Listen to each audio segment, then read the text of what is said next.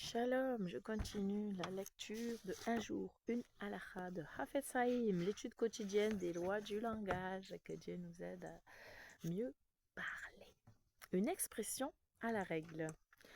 Nous avons déjà vu qu'on n'avait pas le droit de croire une information péjorative, même si c'est quelqu'un de très proche qui la rapporte.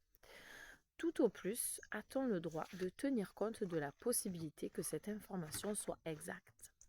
Selon le Talmud, la seule exception à cette règle, c'est lorsqu'on considère celui qui rapporte cette information comme une personne d'une intégrité hors du commun, qui pèse très soigneusement toutes ses paroles.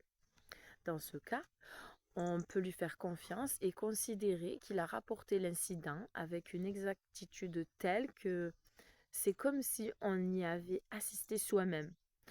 On peut donc croire ce récit comme s'il s'agissait d'un fait. Néanmoins, étant donné que cette confiance est subjective, on ne peut pas transmettre l'information à d'autres comme si on en avait soi-même été témoin, même pas dans un but constructif. Le Hafetz Haïm est d'avis que de nos jours, personne ne peut prétendre à un degré d'intégrité suffisant pour que ses propos soient crus comme des faits. On ne peut donc jamais croire des propos péjoratifs fondés sur le récit d'une tierce personne. Supporter l'insulte sans amertume et garder le cœur serein est le signe d'une foi profonde. 3 niveaux.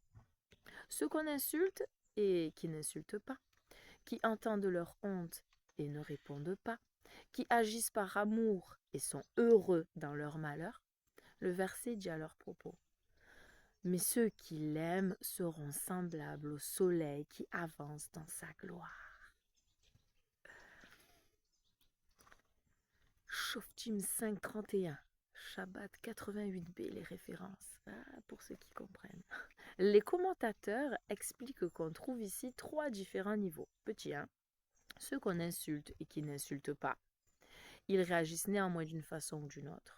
Petit 2, ceux qui entendent leur honte et ne répondent pas du tout, de crainte que leur réaction ne provoque une escalade d'insultes et de diffamations. Ils conservent malgré tout une certaine amertume à l'égard de celui qui les a insultés. Et petit 3, ceux qui agissent par amour et sont heureux dans leur malheur, c'est-à-dire ceux qui sont animés d'un amour de Dieu qui les pousse à ne pas répondre à l'insulte et à accepter l'adversité, la honte avec joie. Celui qui atteint ce niveau mérite d'être comparé au soleil dans sa gloire. Sa maîtrise de soi prouve sa grandeur et sa foi en Dieu, qui dirige tout événement comme il est dit, car ses yeux sont ouverts sur les voies de l'homme. C'est lorsque l'on reconnaît l'intervention de Dieu dans toutes choses et que l'on est intimement convaincu du fait que toutes les difficultés sont finalement pour le bien, qu'on est capable de supporter l'insulte sans amertume et de garder le cœur serein. Que Dieu nous aide. Shalom.